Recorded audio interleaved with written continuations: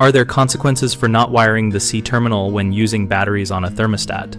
When a thermostat is powered only by batteries, and the common C terminal is left unconnected, the device will usually operate, but with limitations. Modern smart thermostats often draw more power than simple programmable units and will switch to battery power more frequently, which leads to faster battery drain and unpredictable restarts.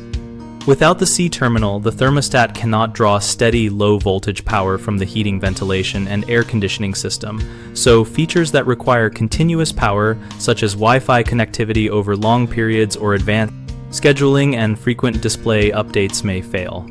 Some systems use power stealing to recharge internal capacitors, and without C, that technique may not work, causing the thermostat to cycle the heating or cooling call briefly to harvest energy, which can make the system short-cycle. Best practice is to test battery life under typical use for at least a week after installation and monitor for random reboots or missed schedules, and replace batteries with high-quality lithium cells if needed.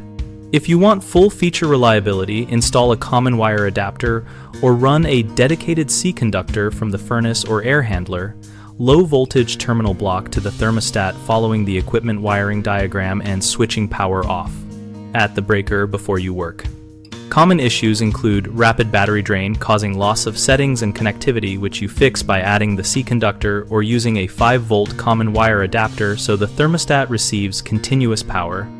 Another issue is short cycling or nuisance calls to heating or cooling caused by power stealing attempts, which you remedy by wiring C to provide stable power or enabling any manufacturer setting for common wire configuration.